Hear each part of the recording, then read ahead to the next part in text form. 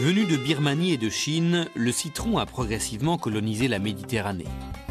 Au Moyen-Âge, l'Égypte exporte déjà de délicieuses bouteilles de citronnade. En arabo-persan, limoun veut d'ailleurs dire citron acide. Bientôt, cette limonade servie par les vendeurs ambulants, comme ici à Beyrouth, perle sur toutes les lèvres. C'est une limonade encore sans bulle, une limonade d'avant le soda.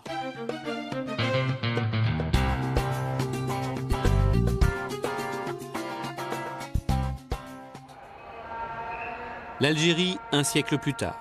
La Méditerranée, le soleil, la Casbah. Ces limonades pétillantes qui piquent les gorges desséchées de 1000 aiguilles rafraîchissantes, écrit Albert Camus. L'Algérie a deux symboles nationaux, le drapeau vert et rouge et la blanche de Hamoud Boualem, une des meilleures limonades au monde. C'est toute une histoire, Hamoud Boualem, à Alger. Les boissons alcoolisées, c'est péché pour notre religion, là, vous voyez. Et alors on remplace ça, c'est plus sucré. Est-ce qu'il y a quelqu'un qui n'aime pas le sucre? Maintenant, je vais acheter une bouteille. Sur l'étiquette de cette limonade, 20 médailles obtenues à l'exposition universelle de Paris de 1889, l'année de la construction de la Tour Eiffel, la grande époque des colonies.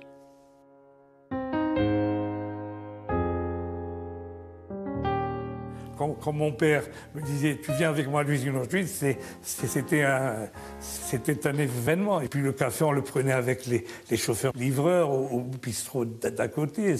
Il y avait une ambiance. C'est une ambiance. Les Hamoud et les Hafiz, deux familles cousines, limonadiers depuis 5 générations.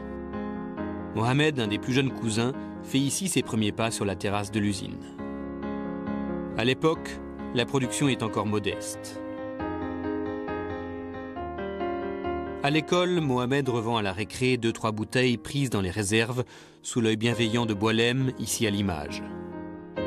Boualem, l'ancêtre qui fit de ce commerce d'arômes la plus ancienne et peut-être la plus célèbre entreprise algérienne encore en activité.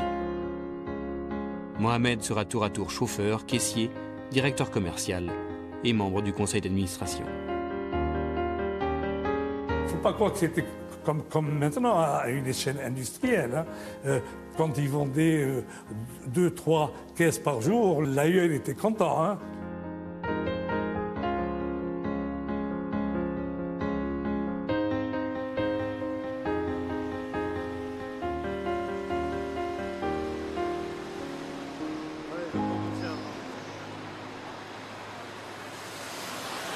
Donc ils déchargent, ils chargent et puis ils sortent là. En début de semaine, les revendeurs de toute la région continuent de faire la queue pour s'approvisionner au petit matin. L'usine a survécu au commando Algérie française, au socialisme des années 70 et ses pénuries en tout genre, et à la sale guerre des années 90 qui obligeait les cousins à dormir armés sur place. Inch'Allah, la Hamoud plaît aux militaires autant qu'aux islamistes. Jamais la production ne fut interrompue. Ici, Mohamed est chez lui. Pendant le mois de Ramadan, un Algérien, il faut qu'il ait sa bouteille de Hamoud. Il fait n'importe quoi, mais il faut qu'il ait sa bouteille de Hamoud. Que ce soit du cruche, à l'époque c'était cruche qui est devenu slim orange, que ce soit du Selecto ou de la blanche. La blanche au citron aide à digérer le méchoui. L'étrange Selecto tout noir a un goût de bonbon à la pomme. Quant au slim, il rappelle les oranges de la plaine algérienne.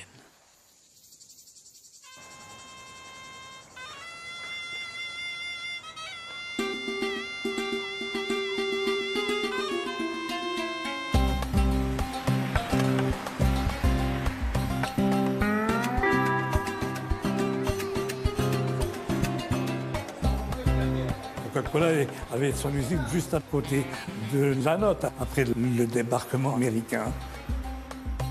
Mais ils n'ont pas fait long feu, hein, parce qu'après il y a eu l'indépendance, il y a eu la nationalisation, donc ils ont dû partir dans les années 60. Le vrai coca, c'est américain, donc il faut le boire en Amérique. C'est comme une Hamoud, il faut la boire à Alger.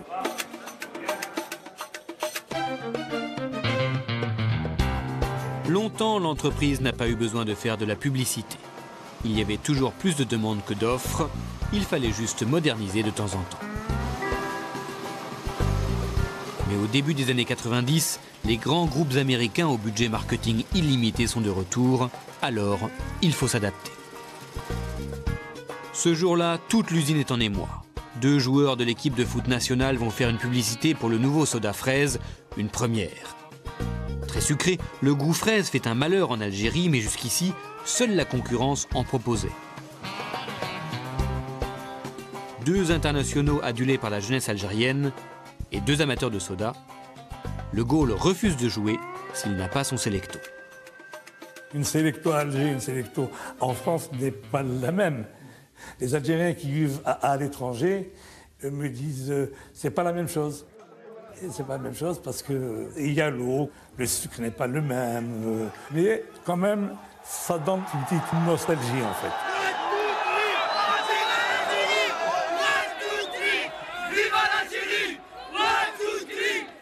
Tout soda rêve d'être associé à ces grands moments collectifs. Coupe du Monde, Jeux Olympiques, Noël, Ramadan.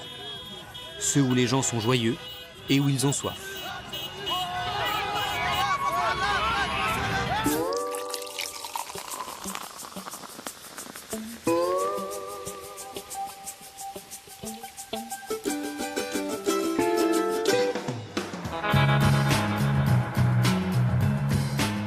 Peu après la naissance de la Blanche de Hamoud, une autre boisson va naître à l'autre bout du monde. Une boisson noire. Une boisson qui va devenir le 2e mot le plus connu au monde, consommé 1,6 milliard de fois par jour dans plus de 200 pays. Une boisson qui a son propre musée, un temple dédié à son inventeur, un pharmacien d'Atlanta un peu aventurier nommé John Pemberton. Nous sommes au monde de Coca-Cola, à peine 3 pâtés de maison de l'endroit où le Coca-Cola a été vendu pour la première fois, le 8 mai 1886. En ses débuts, il y avait une concurrence incroyable. Les fontaines à soda regorgeaient de boissons au goût fraise, framboise, vanille, chocolat, etc. La première année, John Pemberton a gagné à peu près $50. Malheureusement, ses dépenses se montaient à $76. Bref, ça n'a pas été un énorme succès financier. La première année, nous avons vendu environ 6 boissons par jour. À l'époque, les drugstores, ces mélanges de pharmacie et de quincaillerie, sont devenus le lieu de socialisation. Tous les charlatans veulent y placer leurs boissons, servies dans les majestueuses fontaines à soda. Reste à Pemberton, qui jusqu'ici faisait plutôt des pilules pour le foie et des crèmes de beauté, à populariser ce qui va devenir le premier cola.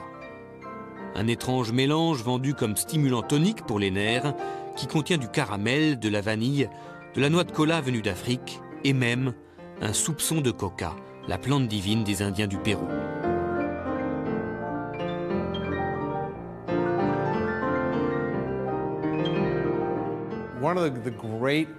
Une des grandes idées de merchandising a été de distribuer des coupons gratuits pour du Coca-Cola. N'oublions pas qu'à l'époque, cette marque avait un goût complètement nouveau, auquel les gens n'étaient pas habitués. Si vous arriviez à le faire essayer à quelqu'un, il reviendrait. Et la prochaine fois, il l'achèterait.